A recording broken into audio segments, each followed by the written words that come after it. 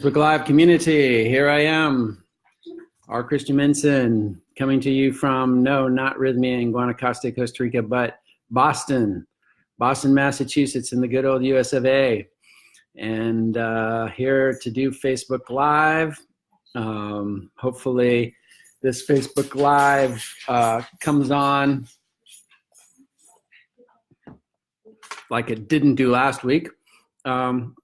If you are tuning into the recording, just know that we take about 4 or 5 minutes to get situated here. People say hello. Hello, Kevin Peterson. Hello, Zin Lin. Hello, Wes. Hello, Claudia. So this is crazy. This is Facebook Live edition here. Like I said, I'm in Boston. I'm visiting my brother for the few days.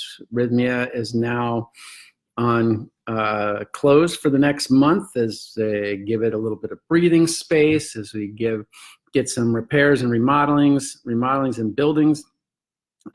Good stuff is happening there, ever expanding, ever making it better. So just here we say hi to Tracy, Regine, hello, Gwen, Erin, hello to all of you, and welcome.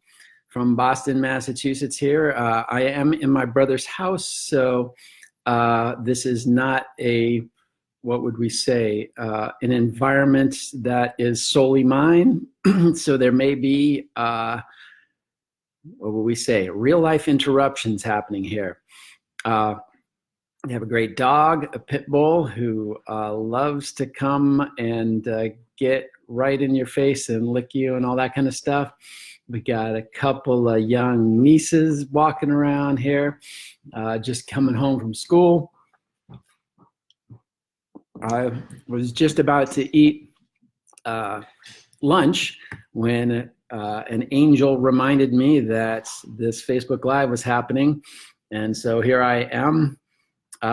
Chile, where are you, Tracy? Chile, it's a little cool here in Boston, definitely cooler than Costa Rica, but hello, Lisa, and Claudia, B-Town. Gwen, Gord, live from Boston. That's right, Gord. Gord Barrett's on, so we can get started once Gord's here. Well, we got about another minute or so just to say hi. If you're tuning in, this is Rythmia Facebook Live with the China cabinets behind me. We're talking about connecting to your divinity today. And it's good to connect to your divinity because sometimes it helps you out when you're not fully there and present. I was actually just 5 minutes ago out on the streets of Arlington here, about to get some lunch and stuff when, as I mentioned, a little angel told me Facebook Live was about to happen. And what was I talking about? And so I got over here quick. And here I am, and here you are. Great. So we are, Gwen, 1 year anniversary since Rythmia for me. Excellent. Are you coming back? Gord, and Gord is my chat room specialist there. He gets in there and chats with everybody. And of course, we got a lot of returning guests. I mean, people who have been to Rythmia before signing on, and hopefully some folks who haven't been before, so you get to know us. And so it's all good. Hello, Tom. How you doing? Hello, Edgar. How are you? Good to see y'all. And it is time to begin. All right, so officially, welcome to Rythmia Facebook Live, Breathwork Edition, Fridays at 1 p.m.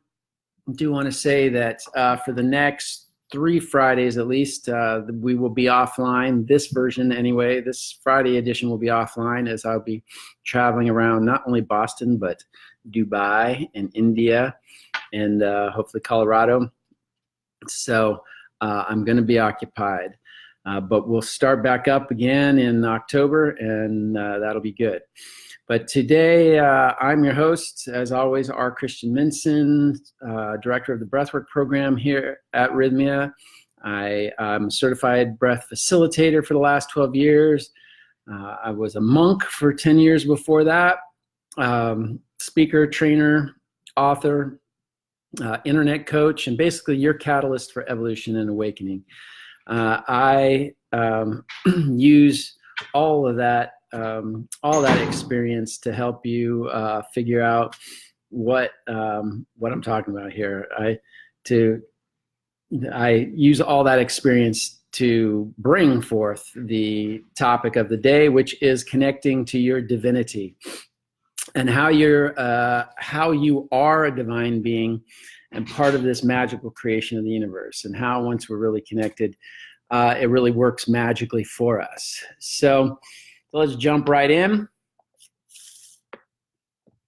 Sorry, I was starving. I was literally starving before I got online here. So there's hair growth. Thanks, Alyssa. Why so much traveling? Because this is my holiday. I have the next month off, so I want to get out and get around. So Jerry, see you in November for more breathwork. And so that brings me a good point. November 17th was Breathwork Week with Greg Braden at Rythmia. It has now changed. Now, it has changed to a plant medicine week. Still, Greg Braden's there. Still, though, if you signed up for the Breathwork Week, you weren't interested in plant medicine, you just wanted to do the breathwork, we're still accommodating that. So it's kind of a breathwork and plant medicine week. So those who want to stay the breathwork track, we will be doing that every night. For those who actually want to do the plant medicine track, that will be available. Okay, so this is a slight change in that format, but just designed to accommodate more people. But we still, for those of you who either can't do plant medicine, medically not allowed, a little skeptical about plant medicine, or just not in your, not in something you want to do, the breath work. So the program is the same. It was the same anyway when it was just solely the breathwork week.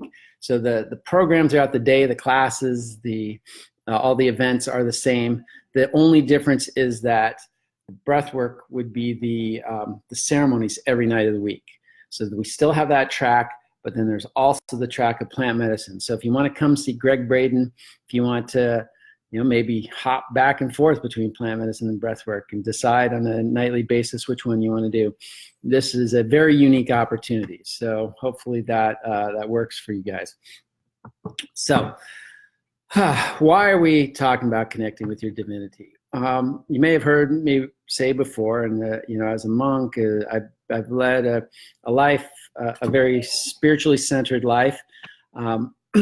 I come from the belief that we are spiritual beings having a physical experience, not the other way around. Not physical beings trying to have temporary spiritual experiences, but as spirit beings, that is the foundation of who we are.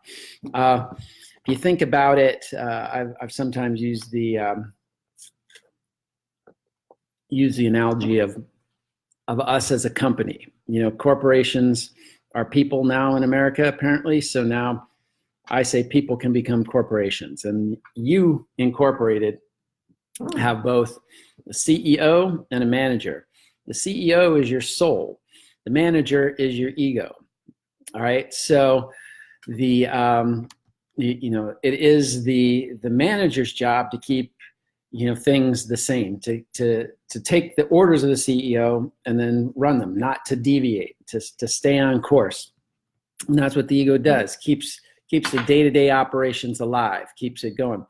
It's the CEO's job to have the vision, to expand, to go where no man has gone before. And the CEO is your soul.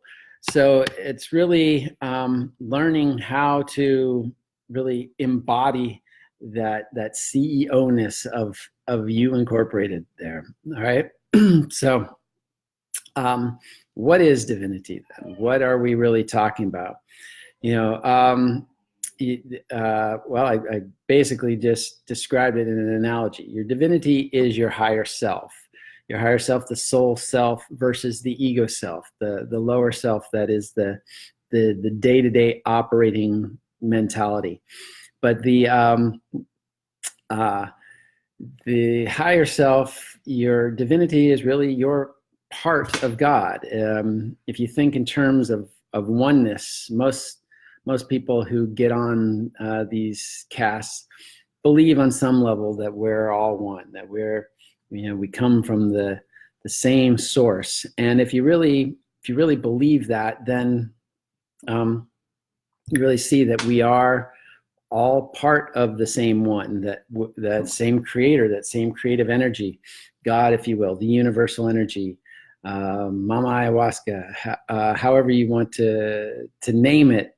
It's the same thing. In fact, it's that oneness, that essentially saved me today as I'm out and about, mindlessly doing my errands in the streets of Boston, when that drew me back in to have this Facebook Live.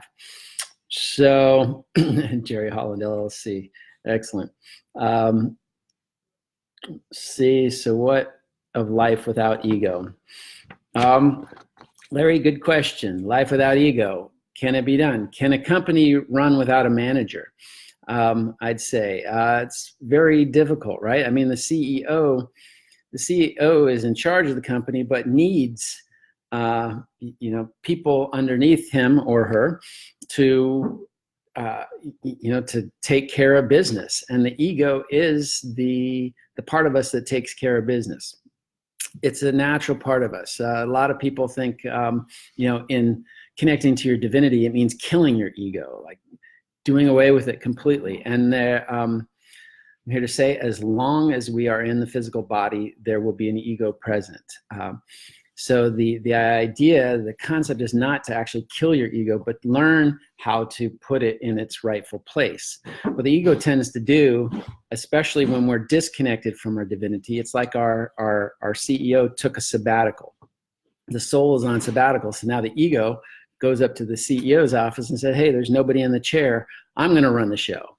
And that's when we run into problems. That's what we mean when we're talking about killing the ego, is really not to annihilate it, but to say, hey, you don't belong in that chair. Get back down to the manager's office and run the day-to-day operations. But that chair is for the soul. That chair is for your divinity. That chair is for your higher self. So hopefully that that answers that. What about life without the ego? There is no life without the ego, but there is life with the ego out of control, and there's life with the ego in its proper place. Hi, Tiffany Lynn. Hi, Jennifer Sadini. And Rythmia, book now, book your say, call it a day. Good. There's a Rythmia comment, and the language around the ego and its discussion is incorrect. So that's, yeah. So Nijme. Sorry if I'm pronouncing that wrong, but yeah, I think you're saying the same thing I am, basically. Yeah. Fiona Mayo joined. Hey, excellent. Good to see you on. Where were you the last few days? Anyway, so as we're getting back into what is your divinity? Your divinity is expressed in your intuitive capabilities. Intuition is part of your divinity. Just call me Star. All right, that's good. Your creative capacities is your divinity. This energy from the divine comes down, creates everything that is. It is the energy of creation itself. So the creative energy within you is an expression of that divinity. Your divinity is connection. Like we were talking about, oneness. So the interconnectivity of you with all things. So it's important to recognize that your brother, your sister, your pets, and the animals around, every single thing is actually part of you as as your divine self. So anything you do to anything else is actually, you're doing it to yourself. So if you are mean to somebody, if you're negligent to some other life form, that comes back on you, and that's sort of the law of karma. Let's see. Larry is saying, questions. So what of life without ego or a manager? Seems as though if in spirit, then the goal is simply to be a vehicle for spirit. With all due respect, I believe then we can live without the ego. Let me ask you this, Larry. Can you drive, can a vehicle drive without a driver? No. The CEO is in the back seat of the limousine. Who's driving the vehicle? The ego. So tell me when you no longer have an ego, and then we can have this conversation. But until then, the ego is present. The ego is present right up until we leave this vehicle. Then it's no longer needed. We no longer need a driver. All right, so back into it. Your divinity is flow, and that's what I experienced a little bit of here. When you allow yourself to open up to the flow, then even when you're kind of off course, it will course correct you. And again, that's what happened to me today. And awareness, your divinity is awareness, and maybe where I fell short, my awareness was not on Facebook Live, and it showed. Paula, excellent, welcome. And that's the little angel that helped remind me to get back on this Facebook Live. Okay, so what your divinity brings. So when you're connected to divinity, why? What's really the value of that? A feeling of peace, feeling of joy, feelings of understanding, of compassion. You take a stand for truth when you're connected to that divinity, and all this stuff. If you're not connected on the reverse side, if you're not connected to your divinity, there's a lot of turmoil. There often is a lot of turmoil in your life, and this is one of the ways to see how connected you are. Is your life peaceful, or is it full of chaos? Is your life joyous, or is it full of misery? Is it do you have understanding, or everybody always wrong and bad, and oh, woe is me, why are they doing this to me? Are you compassionate to others, or are you negative towards others? And are you really looking for the truth, or are you trying to skirt around it in every which way? So these are the signs that you're connected to your divinity or not. And if you're not, the question is then how? How do you get connected? And that's what we'll talk about next. After a pause for the cause. Very good. By the way, a vegan juice bar nearby. Got a vegan smoothie and a vegan wrap. The wrap I'll have to eat afterwards. So let's see what we're hearing here. This very much relates to the Course in Miracles. Love it. Thank you for sharing. Yeah, thank you, Pam. And of course, it relates because all these different teachings are basically saying the same thing. If we're all one, if we're all in this together, those who are trying to point the way, there really is only one way to go, and that's up, that's forward. In fact, I often say the only direction of happiness is forward, meaning that you have to move forward and grow to be happy. You can't go backwards, and you can't stand still. A lot of people find a little knoll of happiness, and then they try to stay there. And it doesn't. And after a while, that happiness fades, because you got to keep moving forward. So you can heal anything when you're connected to your divinity. Yes, Star. And Agnes, welcome. Welcome, Lisa. Welcome, Tyler. And so onward we go. You probably hear in the background all sorts of things going on. And the next thing, as we're saying, how to connect with your divinity. Take a deep breath. Relax.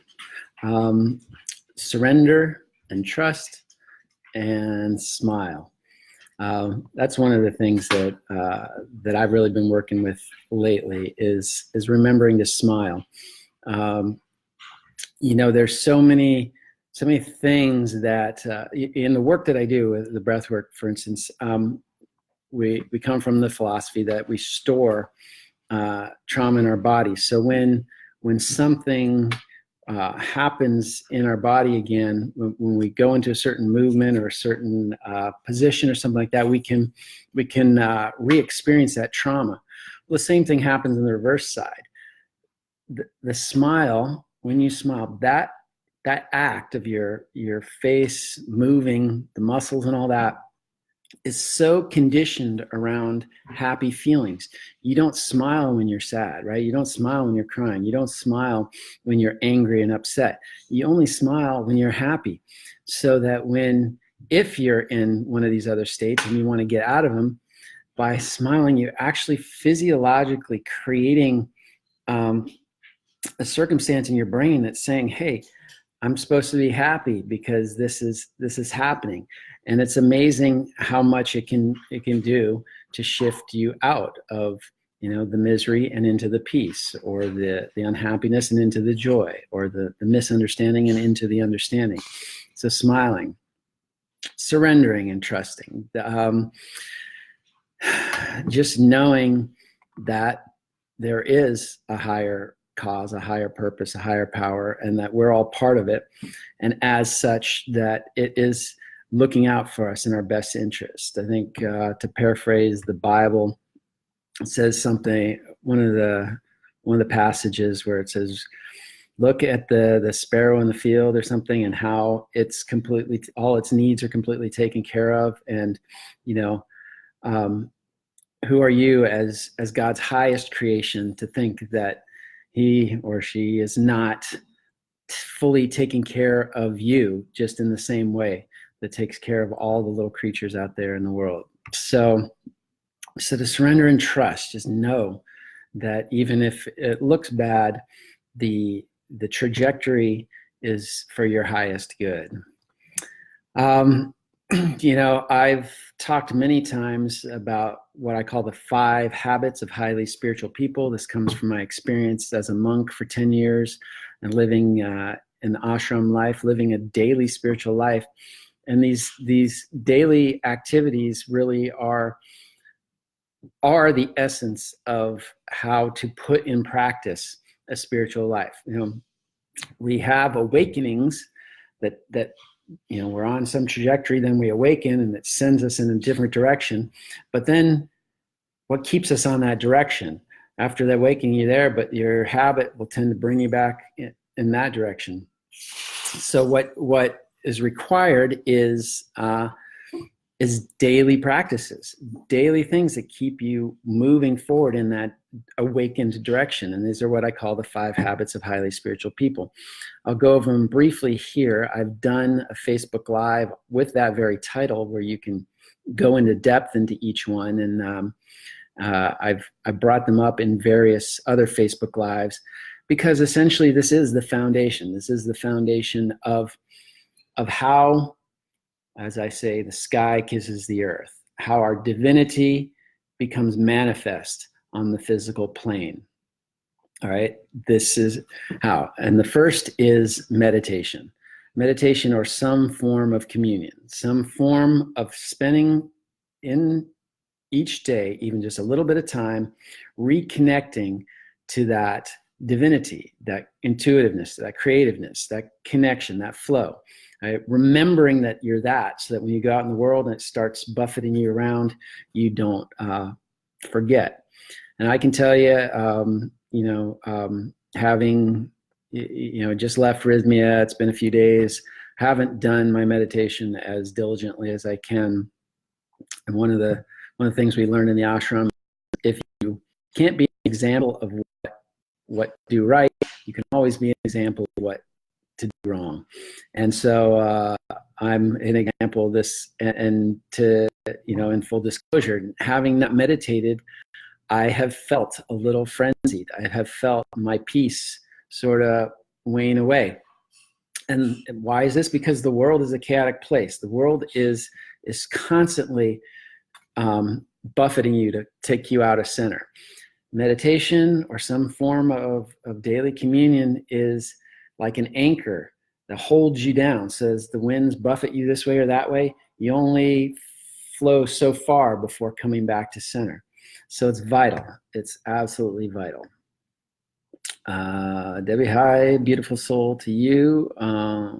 Dragon, Rose, hello. Love how calm you are.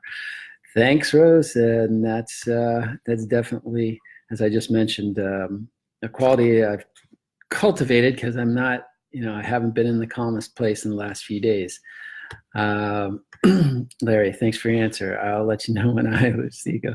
Till then, yes, we have an ego. The goal is to not, though, is it not? No, this is where, Larry, I don't think the goal is to not have an ego. The goal is to work with your ego, to be both divine and human at the same time. To merge those two is the essential flavor of being an individualized being and not.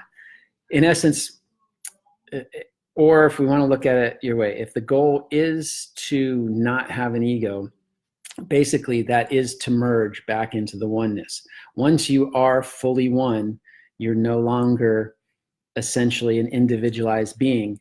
There, in that state, you have no more ego. So in that place, but then you're no longer Larry either. So let's see. Believe in a state is listening and serving. In that space, non-dual space, there's no control or attitude of righteousness. But that's still ego, you see. That's again, take it for what it's worth. This is what I learned from 10 years of living in a listening and serving space, a non-dual space, controlling my attitude and staying on the path of righteousness. There is still ego in that. It may be ego aligned with soul, but there was still ego in that. And there can also be spiritual ego, right? So you can start getting full of yourself as a spiritual being, saying, well, I'm so high and mighty, look at how unadvanced they are and how advanced I am. So there's where ego can kick in, even though you're being very spiritual. What the mind derives from desire or issue of belief is different. Yeah, and so, I think ultimately we're talking the same language. It's a matter of semantics. But from my spiritual experience and from the spiritual masters I've studied, I recognize that the ego is not something that we annihilate or destroy. In fact, war, and those are words of war, right? And war, the only thing that war creates is more war. Have you ever seen a war that has created peace? No, because anybody defeated in war always holds a grudge and wants revenge.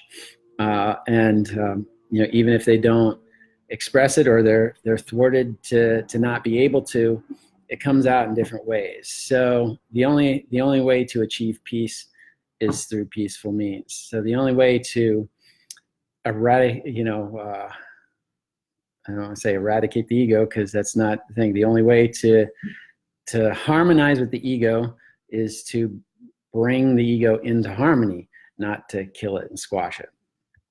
All right. So I have always heard to be connected as one, we have to lose our ego. Again, so it's, Jerry, sort of the same thing. We don't have to lose it. We have to put it in its proper place. The ego, your ego, my ego, everybody's ego right now is trying to run the show. The ego is not the thing that runs the show. The ego is the thing that follows out the orders of the soul who runs the show. So when the soul runs the show and the ego follows those orders, that's when we're in divine harmony. If you kill the ego, the soul has all sorts of orders, but there's nothing left to follow those orders. Okay, so will plant medicine help me with understanding my ego? Yes, and this is where we're going. So let's get into these 5 habits again. First, so meditation. Next is introspection. Introspection, to daily think about what you just did that day. Did it go in the right direction? Did it go in the wrong direction? And whatever direction it did, what were the root causes? And what are you going to do differently the next day to keep yourself going in the right direction? Study. Study is the third habit. Study study anybody's thoughts who are in a space that's a space you want to be. So in this case, we're talking about our divinity, our spirituality. So anybody who has a higher spiritual consciousness, or somebody you perceive as a higher spiritual consciousness than you. Just talking to Aisha today, she's really into a book by Neville Goddard. And so he's a guy with a high spiritual consciousness, worth studying. My spiritual guru, Paramahansa Yogananda, he's somebody I've studied a lot. Of course, the Bible, any kind of spiritual texts are going to help you align your consciousness to thoughts and actions of divinity, rather than,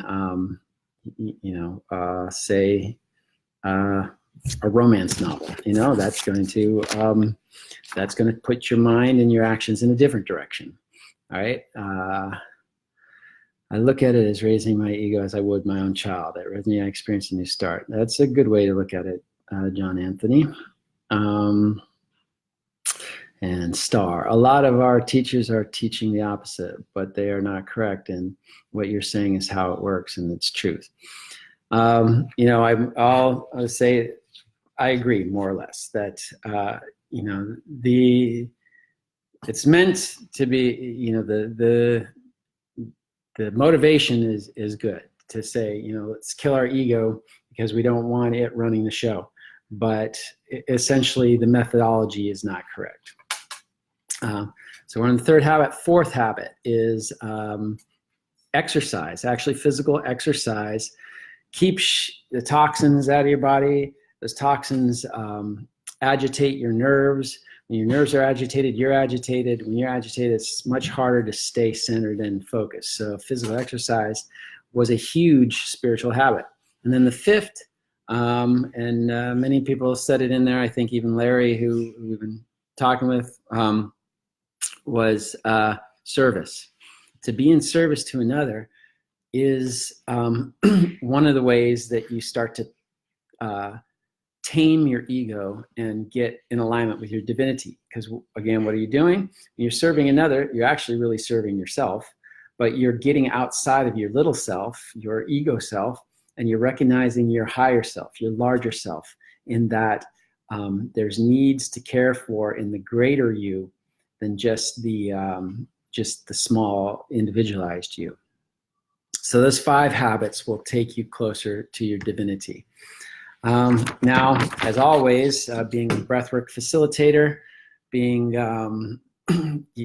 having gone from monastic order, meditating each day for 4.5 hours, to then doing breathwork, and recognizing that it was the breath that was the defining element in each of these paths, that I really feel like working with the breath, especially with the breathwork techniques that I teach and that we offer at Rythmia, is a vital way to connect with your divinity. Why is that? Because when we breathe, we're bringing in life force energy, prana. It is the fundamental unit of our consciousness and of our beingness. It is the particles of creative energy that we bring into our being, and as more of those enter into our physical field, we actually start to align with that higher vibrational frequency of this energy. And it starts to stimulate your creativity. It starts to stimulate your intuitive awareness. It starts to stimulate your sense of connection and flow. Again, all these things are what we defined earlier as products of divinity. All right, so breath work is a huge way. And then, of course, the Rythmia program itself is one of the best ways, best intensive ways. If you want a deep dive in a week's time that could accomplish a year's worth of activity in just a week's worth of time, Rythmia is the place to go. There's 3 overriding intentions at Rythmia. Show me who I become, merge me with my soul, and heal my heart. And of course, merge me with my soul is exactly what we're talking about here. That's the Rythmia language for connecting to your divinity. Merge me with my soul. The part of me that's been lost, it's been on sabbatical, and therefore the ego has been running the show because it hadn't had anybody, any entity to give it any direction. I can't even blame it on some levels. This thing's got to come back, to merge back with us. Bring the CEO back, get him back in that chair or her back in that chair. So then the ego can take its rightful place. The CEO can start leading the show. And this happens in the Rythmia program. This happens in a week's time when for most people, it can take decades to get to that state of awareness. So this is the value of the program that we have here at Rythmia, and this is the value of the breath work. It's the breath work is no small part of that. Breath work and then plant medicine is really the 2 cornerstones of the Rythmia program. But but this really brings about that awakening. Now, remember, I said once you've awakened, you still got to you've changed your path from which way was it? This way to this way, whichever way it was. Now you've got to stay on that path on a daily basis. That's where the 5 habits of highly spiritual people come in. It's also where people come back to Rythmia, like many of these folks in the chat bars have been more than once or are coming back because you can get a refresher, you can reground, go back out there and fight. I don't want to say fight the good fight because again, we're not. That's not the language or the languaging of the experience I'm trying to instill. We can go back out there and learn to stay centered and calm and spread that vibration to others. And coming back to Rythmia just gives you a deep centering so that you can stay there for a much longer period of time. But those repeated visits coupled with your daily practices, ideally those 5 habits, will get you where you're desiring to go, which is ultimately in a life of happiness and alignment with your divinity. Let's see, it's full of stories or shit, to put another way. Yes, Peter, good. Thanks for that realization. All right, Larry, got a boogie. Thanks for sharing. Thank you. And thank you, Larry, for being with us. Peter, can't wait to come back. Excellent. And the last thing I want to say really before, if you guys have any other questions or things you want to say, and I'm happy to discuss, is really to recognize that the number one way that we can really reconnect with our divinity is what we call in the transformational breath world miracle consciousness.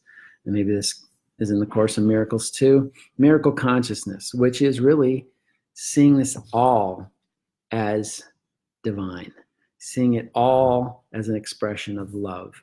So when it was really fabulous. A woman came to Rythmia, and at the end of one of the night's ceremonies, she'd been sexually abused, she'd been physically abused, she'd been emotionally abused, she'd been like her life, and not just by one person, but multiple people in her life had messed with her in so many ways, and she just got it that night, and it was so profound to hear from somebody like that. She just said, I realize it's all just love. There's nothing but love, and there's nothing I can do but respond with love. And that's it. And why I say to hear it from somebody like her, because if there's anybody who had a justified reason to think differently, it would be her, right? With so much trauma in her life. But she got it. She got that it's all love, and somebody's getting it too, because I'm getting a lot of hearts there now, that it can't be any other way. You can fight it. You can seek revenge on your perpetrators and all that, and that'll bring a temporary sense of relief often, but there'll still be that empty feeling, because the only thing that can fill that hole is love.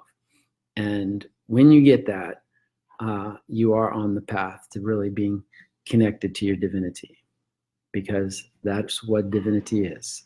It's just pure love.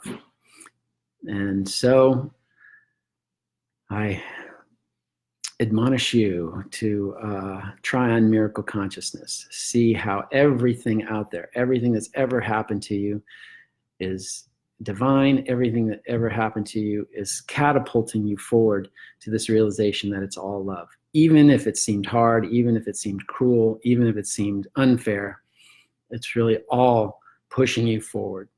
And that's what we're here at Rythmia to help support. That's my life's work, is to hold space for people to come to these kind of realizations. And that's what's so powerful about the breath work. That's what's so powerful about the Rythmia program. Beautiful. Miracle consciousness. Can you repeat the 5 habits? Yes.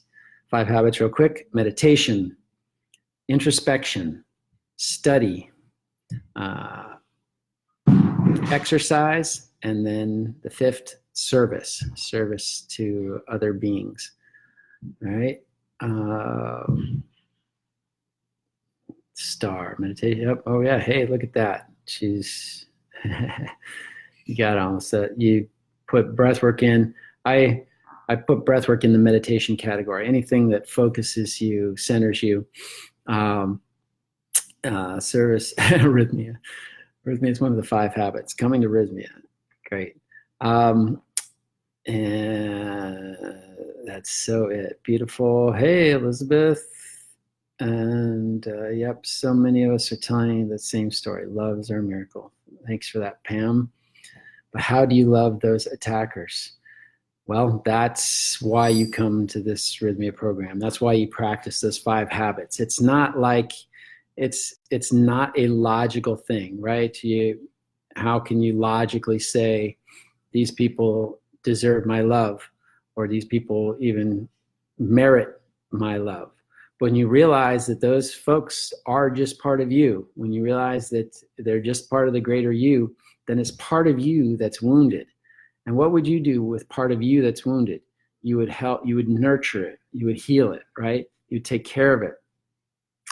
So you got to, as you see the expanded sense of self, that you see that these others who are perpetrating darkness and negativity are just wounded parts of your higher self. And it's the task and the noble duty of the awakened part of your higher self to bring those parts of yourself to the light as well. So hopefully that sheds some light, Jerry. And of course, that's what coming here and doing the breath work and doing the plant medicine really opens the consciousness in ways that you maybe haven't had an opportunity to do before. And that really gives you a new insight on these kind of things. Gotta have love. All you need is love. Yes, abusers. Thanks. Can you explain what it means to hold space for someone? I don't think I quite understand it, Kevin. It's what everybody at Rythmia, all of the people at Rythmia were doing for you when you're going through your ceremonies. Basically holding space, meaning to allow you the space to be yourself, to go through your process, to dive into your darkness without, without manipulating it, right? So the difference between holding space and what people typically do when they're helping you is, they get in there and say, well, you shouldn't feel that way. You should feel this way. Let me tell you how you can do this and that. And then, holding space is allowing the essence of understanding to come through you, through your own experience, not trying to, again, for lack of a better word, manipulate the way you feel by suggesting that you do this or you do that. And so hopefully that gives you some insight there. Let me know. What about food and diet? Yeah, food and diet. That's if we go into that fifth habit, or the habit of exercise, we could call that the habit of physical culture. If you really wanted to, expand that out to say that the habit of taking care of yourself physically is a huge spiritual habit. It's on the path to your divinity. Because anything that you do, like you say, if you eat yucky food, food that's not good for you, it's going to cause problems, and those physical problems make it very hard for you to stay spiritually centered. John, by understanding why they are where they are, forgive them and set up boundaries. Excellent. Let's see. Yes, I tried to reconcile so much with logic, but you can't get there from there. The plant medicine shows you from an awakened place, and you get it. Exactly. It sort of short circuits the logical mind, which, again, if we're talking ego, the logical mind is a faculty of the ego. Okay. Again, ego is not a negative entity. It often is the thing that gets us into trouble. The logical mind is a resource of the ego. The intuitive mind, the higher self mind, is the resource of the soul. And that's when we do breath work and we do plant medicine, it often shorts out the logical mind temporarily, so that we can't go there where we normally want to go there, but so we're forced into the higher mind, and then we actually get it. And then we come back to our logical mind, and our task again is to reconcile that, remember it, and put it into practice.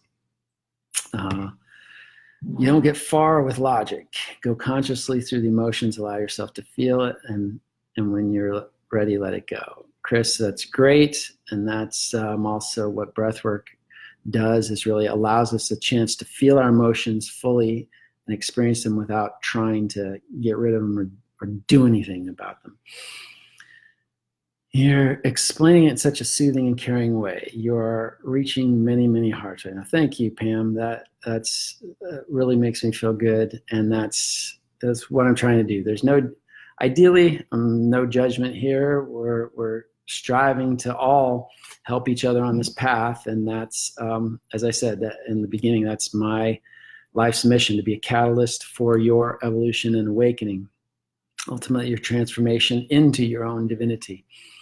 So I know that doesn't happen, by smacking you around or telling you you're bad or wrong. I've had that all my life, and it's, all I wanted to do was rebel against that the first chance I got, and I did. I wish we have this in the Philippines. Come on out to Costa Rica. You can get here. Hong, is it? Where there's a will, there's a way. Hi, and so much love from Canada. Thanks, Corey. Kevin, yes, that helped a lot. I understand now. Beautiful. And he was talking about understanding what it means to hold space. Jerry, thanks a lot. See you later. Peter, yeah, thanks. Thanks for the kudos to all the Rythmia staff. And then sending love from Liverpool. And can I buy ayahuasca from Rythmia? You can get an ayahuasca tincture, which is a microdose of ayahuasca. So come on out to Rythmia, and we'll show you all about how to do that. If you have questions on that, Micheline, you can contact me later. And on that, note, if anybody wants to contact me, feel free to email me, or feel free to Facebook friend me on Facebook. I am R Christian Minson, the letter R Christian Minson, and just always include a note with your friendship request so that I understand where you came from, why you want to be my friend. I'm a little bit behind on accepting those friend requests. I'm hoping over this next month that I can get caught up on all that. I do have a lot of duties at Rythmia, so I apologize if you've been waiting for my friend, me to accept that. Nothing says you can't send me another note and said, hey, I'm still waiting. It's all good. And then if you have any follow-up questions or things like that, we can try to answer them. All right, Lisa, such a gift you share. Thank you so much. Thank you, Maya, and all you out there. So let me just end then by saying, what if you started living more intentionally? That you worked these 5 habits. You started seeing that as you go through your daily life, you align yourself to things that put you in that space of divinity, and watch how, like a spiritual bug zapper, all the negativity comes in and it can't get through. It gets zapped before it gets into your consciousness. And know that this is possible, and this is probable, and this is what has to happen. This is the whole game of life, really, is to get back to that divine self. So with that, it sounds like a lot of extra things are happening down in the basement. I think an exercise bike is getting assembled, and that's, habit number 4, right? To exercise. So, or 3, whichever one it was. Anyway, for all of you out there, I have a great month. Remember, I won't be on Facebook Live for at least the next 3 weeks. Watch for the Rythmia events to show up on Facebook. Watch in your emails for it to say when I'm coming back on, and we'll enjoy having you back, and we can continue these conversations. If you have any topics you want me to discuss, send them to me by Facebook Messenger. And until then, see any more comments? That's it. Michelle, look forward to seeing you here. Until then, namaste, and go out there, live the good life. R. Christian Minson signing off.